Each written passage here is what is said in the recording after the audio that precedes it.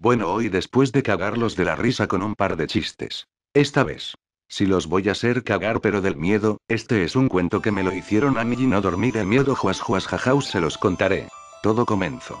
Que un pendejo gilipollas transitaba por la ruta que me llevaría a la casa de mis padres, a los cuales no veía desde hacía un largo tiempo.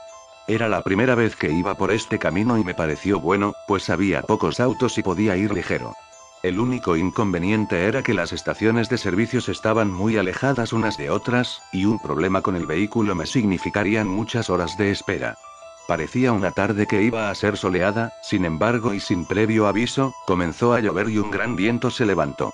Era tan fuerte que lograba mover el auto hacia un costado. Incluso hasta tenía miedo de que me hiciera chocar con otro vehículo que venga del lado contrario. También hacía que se agiten las hojas de los árboles de tal manera que me mareaban y lograban desconcertarme. Pasaron los minutos. La lluvia se hizo más fuerte y ya no podía ver los letreros que pasaban a los costados.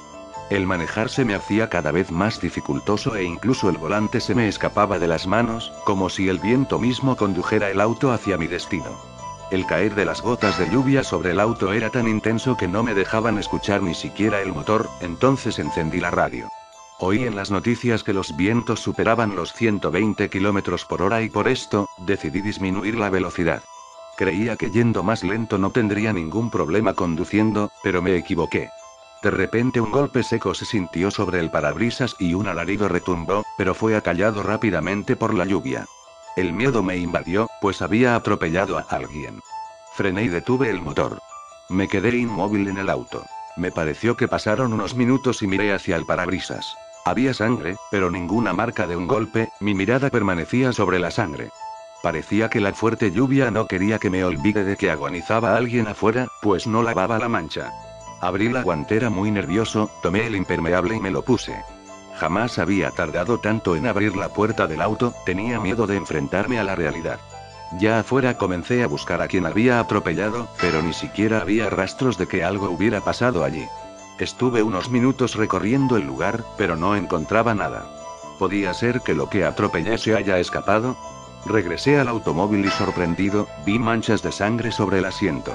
Pero rápidamente me tranquilicé, pues seguramente cuando abrí la puerta del auto las gotas sobre el parabrisas habían entrado. Encendí el vehículo y continué con mi camino. Me autoconvencí de que no podía haber sido una persona lo que había atropellado, pues nadie en su sano juicio estaría a merced de esta tormenta infernal ni tampoco en una ruta completamente vacía. Ya me sentía mejor, casi no estaba nervioso, pero no sabía que esto recién comenzaba. El auto se detuvo justamente cuando un aterrador rayo se disparó desde las nubes. Había combustible, las baterías estaban cargadas, el auto era nuevo. ¿Cómo es que se detuvo? Tampoco había forma de que arrancara, los intentos por hacerlo eran en vano. Me bajé del auto sin impermeable, pues no me importaba, igualmente estaba todo mojado. Logré llevar el auto fuera de la ruta y luego entré nuevamente. En ese momento decidí quedarme a dormir allí, pues ya oscurecía. Comenzaba a dormirme, pero un extraño ruido me despertó. La lluvia había parado y ya era de noche. Miré hacia el asiento trasero, pero no había nada, entonces me quedé atento, esperando otra vez ese ruido. Pasaron varios minutos y nuevamente se repitieron. Estaba desconcertado, me intrigaba saber de dónde provenían los ruidos y entonces decidí salir del vehículo. Miré el auto desde todos los ángulos, no parecía haber nada anormal, hasta que noté que del baúl un hilo de sangre se desprendió. En voz alta me dije: ¿todavía quedó sangre de lo que atropellé? Era imposible, pues la colisión había sido de frente. Vi algo que se movió dentro del auto, y no tuve dudas, alguien estaba allí. Abrí el baúl para buscar un hacha que siempre llevaba, pero no se encontraba. Mantuve los ojos abiertos y dirigidos al coche. Nuevamente vi un movimiento en el interior e instantáneamente el corazón comenzó a latirme fuertemente. Tomé un palo del suelo para pegarle a lo que haya dentro del vehículo y sin esperar, abrí la puerta trasera, pero alguien saltó sobre mí, tirándome al suelo. Lo pateé y logré verlo. Tenía el rostro horriblemente desfigurado, pero lo que más me aterró fue que en sus manos sostenía el hacha que me faltaba. Conseguí desprenderme de él y corrí hacia el campo desierto. Llegué al alambrado, pero la desesperación hizo que me quedara enganchado entre sus púas. Intentaba liberarme, mientras miraba cómo el maniático se acercaba con el hacha en sus manos. Finalmente me libré, y corriendo de un lado hacia otro, esquivándolo, llegué hasta el auto. Saqué de la caja de herramientas que allí tenía, un martillo grande y me dirigí hacia el sujeto. Me encontraba frente a frente con el maniático. Él con su hacha y yo con mi martillo. Estábamos solos los dos, sin nadie a nuestro alrededor. De un salto trató de llegar a mí, pero le arrojé el martillo sobre su cabeza y el golpe lo desplomó. Estaba inmóvil y creí que lo había desmayado. Me acerqué lentamente. Tenía una gran marca amoratada en su frente.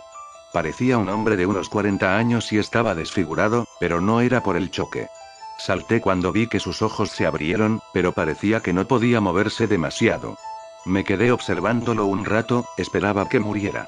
Recordé que tenía un recipiente con nafta en el baúl y entonces fui a buscarlo, pero cuando regresé, el sujeto ya no estaba tirado. Giré y miraba hacia todas partes. Parecía que se había perdido o que se lo había tragado la tierra, hasta que al fin lo vi bajo el auto, y todavía sostenía el hacha en su mano.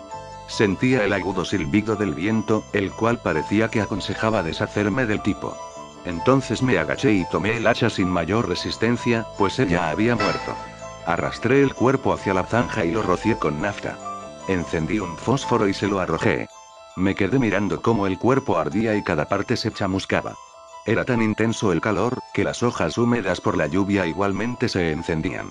Trataba de tranquilizarme, pero sabía que a esta hora de la noche cualquiera podía ver este gran fuego desde lejos.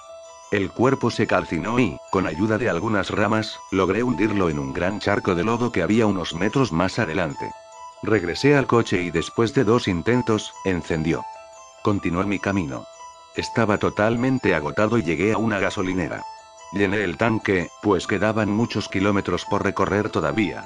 Transcurrió el tiempo, ya era de mañana, y llegué a un cruce, donde los agentes de recursos naturales estaban haciendo un control, pues en esa época, estaba prohibida la caza de algunos animales. Como pocos venían por ese camino, estuvieron un rato largo observando el vehículo, incluso revisaron el baúl y dialogaron entre ellos, mientras yo leía un catálogo que me habían entregado. Finalmente, después de 10 minutos uno de ellos me dijo: ¿estuvo cazando? No, ¿por qué lo dice? Es que veo manchas de sangre en su vehículo. Ah, sucede que en la tormenta atropellé a algún pequeño animal, pero no le hizo daño al auto. Pasaron segundos, el agente me miró fijamente a los ojos y yo a él. Finalmente me dijo con frialdad: queda usted detenido. Al sentir esas palabras el cuerpo se me heló, y solo me preguntaba para mí qué sucedía. Y en unos segundos, más palabras me destruyeron por completo. Hallamos un cuerpo carbonizado en su baúl. Fin. Qué miedo si no les gustó, no me culpen a mí, culpen al que me lo contó, dejen sus comentarios. Ajajajus, qué miedo. La Pantera 111, el más fuerte.